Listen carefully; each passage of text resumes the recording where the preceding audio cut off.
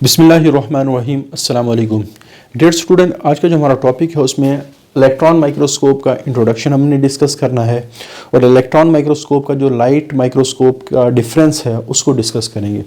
अच्छा, जो types of electron microscope है उसको one by one next lecture में हम डिस्कस करेंगे। सबसे पहले नाम से जाहिर है ऐसी माइक्रोस्कोप जो इमेज बनाने के लिए इलेक्ट्रॉन्स का इस्तेमाल करे। ठीक है, लाइट माइक्रोस्कोप को लाइट माइक्रोस्कोप क्यों कहा गया था? वहाँ जो हम इमेज देखते हैं वो लाइट की मदद से देखते हैं। यहाँ ऑब्जेक्ट का जो इमेज हम देखते हैं वो इलेक्ट्रॉन की वजह से देखते हैं। A beam of electron is pass through object, तो ऑब्जेक्ट के अंदर से बीम ऑफ इलेक्ट्रॉन गुजरती है और फिर वो हम उसको इमेज हासिल करते हैं।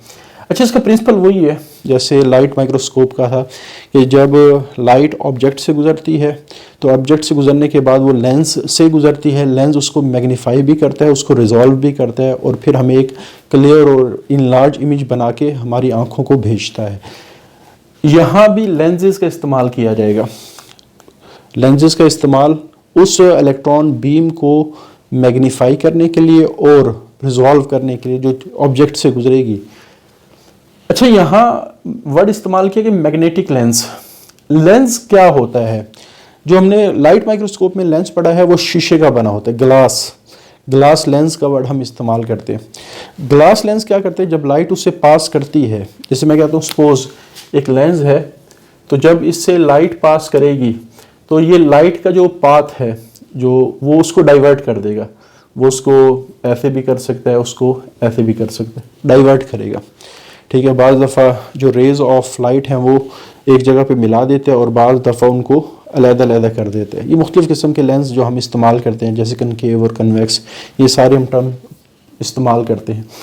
लेकिन यहाँ जो लेंस इस्तेमाल किया जाता है वो शीशे का नहीं बना होता, ग्लास लेंस नहीं है, बल्कि यहाँ कौन सा लेंस है? Magnetic lens. इसमें क्या होता है कि लेंस के ऊपर एक वायर लपेटी जाती है। जब उस वायर से करंट गुजरता है तो उस एरिया के अंदर एक मैग्नेटिक फील्ड जनरेट होती है। वो मैग्नेटिक फील्ड जो बीम ऑफ इलेक्ट्रॉन है उसके रास्ते को डाइवर्ट करती है, क्योंकि ये जो डाइवर्शन है उसके रास्ते को थोड़ा सा मोड़ना ये ज़रूरी है मैग्निफिकेशन के लिए, रेजोल्यूशन के लिए। ये हम आगे डिस्कस भी करेंगे कि इससे किस तरह मैग्निफिकेशन और रेजोल्यूशन हो रही है। तो बहरहाल यहाँ लेंस का मतलब वो शीशे का लेंस नहीं, वो ग्लास लेंस नहीं, वो कन्वेक्स लेंस या कनकेव लेंस नहीं, बल्कि यहाँ लेंस की तरह का काम होगा कि बीम ऑफ इलेक्ट्रॉन को के रास्ते को मोड़ा जाएगा। मोड़ने वाली मैग्नेटिक फील्ड होगी और मैग्नेटिक फील्ड कैसे जनरेट होगी कि वो हमारे पास वायर्स, वो तारें जो एक छोटे से पोर्शन पर लिपटी हुई हैं, वो जब उनमें से करंट गुजरता है वो मैग्नेटिक फील्ड प्रोड्यूस करती हैं। वो जो मैग्नेटिक फील्ड है, वो जो मैग्नेटिज्म है, वो जो मकनातीसी सलाहियत है, वो फिर इन इलेक्ट्रॉन को डाइवर्ट करती है। अच्छा, जो हमारे पास ऑब्जेक्ट का इमेज आएगा या तो वो हम स्क्रीन पे हासिल करेंगे या फोटोग्राफिक फिल्म पे हासिल करेंगे। अब इन दोनों का क्या मतलब है इसको हम आगे डिफरेंस में डिस्कस करेंगे।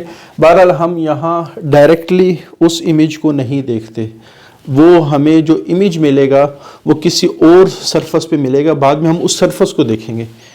लाइट माइक्रोस्कोप में तो ये हुआ था ना कि जो ऑकुलर लेंस से लाइट गुजर के आँख में पड़ी और जो ही आँख ऑब्जेक्ट से गुजर के लेंस से गुजरती है आँख में आएगी लाइट, तो ऑटोमेटिकली हमें वो इमेज नज़र आएगी। यहाँ ऐसा नहीं है।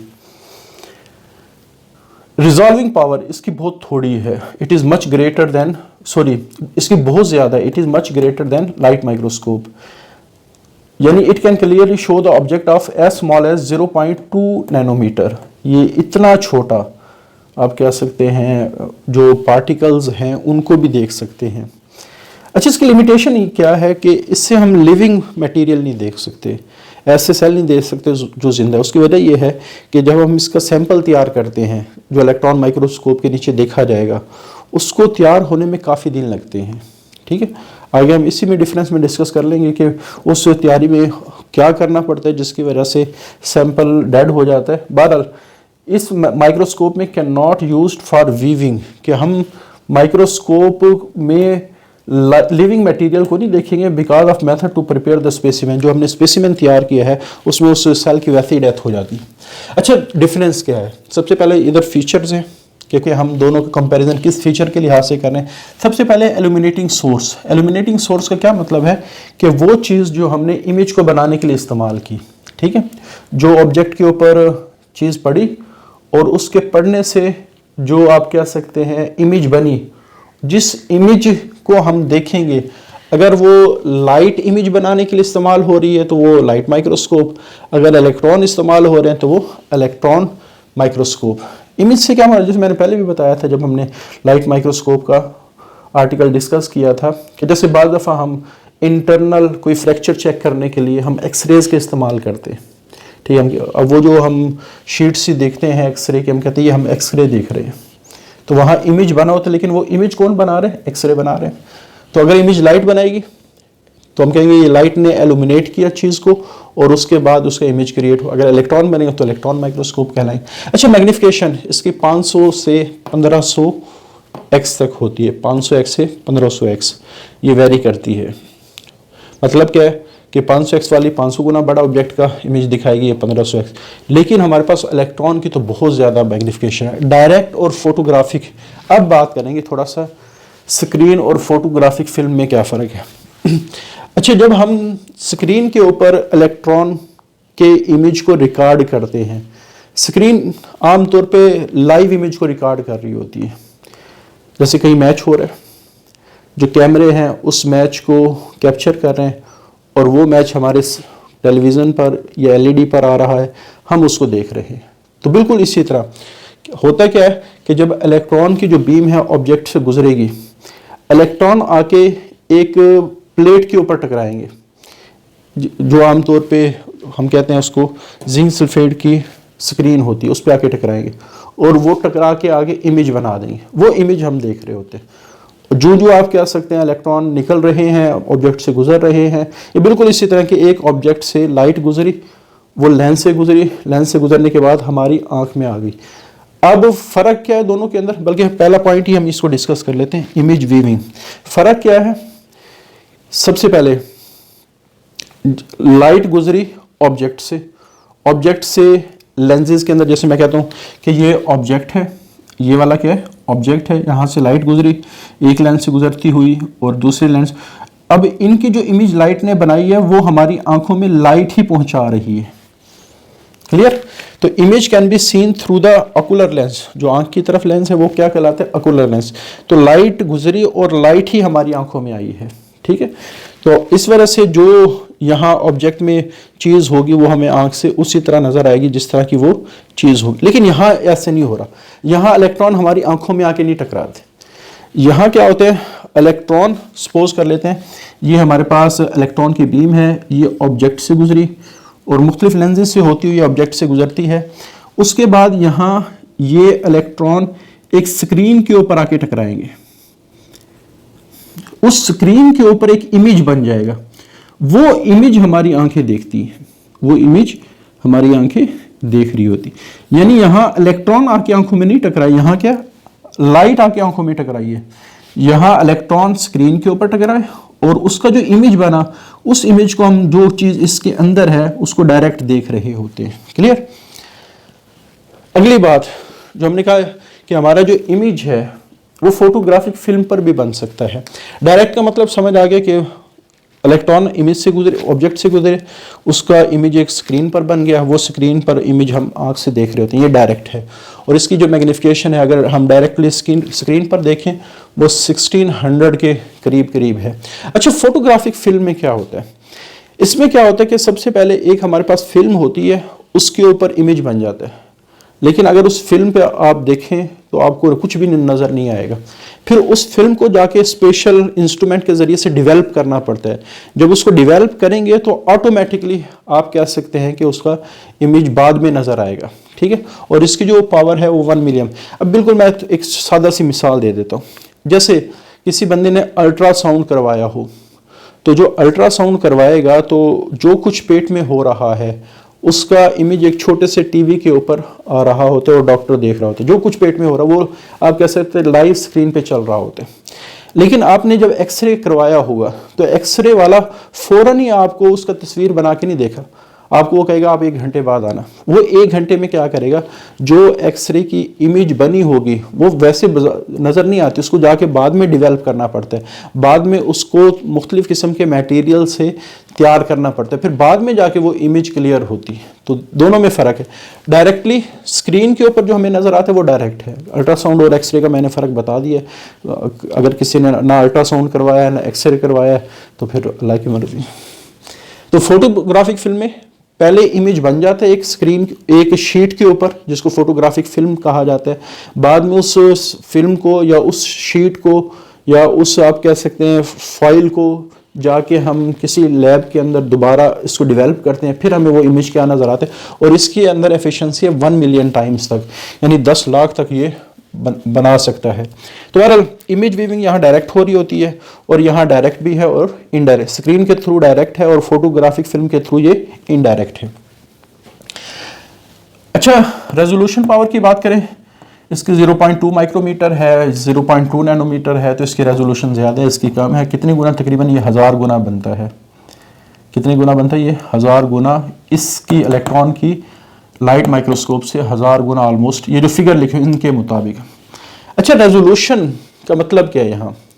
अब देखिए हमारे पास जो इल्यूमिनेटिंग सोर्स है वो लाइट है और इलेक्ट्रॉन की जो बीम है वो 1 नैनोमीटर है। अब रेजोल्यूशन का मतलब क्या है? जैसे मैं कहता हूं कि हमारे पास ये 2 पार्टिकल्स हैं, आप समझ लें कि लाइट की जो बीम है उसकी वेवलेंथ सपोज कर लेते हैं ये है। अगर इतनी बड़ी वेवलेंथ बन के आ रही है तो इस डिस्टेंस से गुजरना मुश्किल होगा, ठीक है।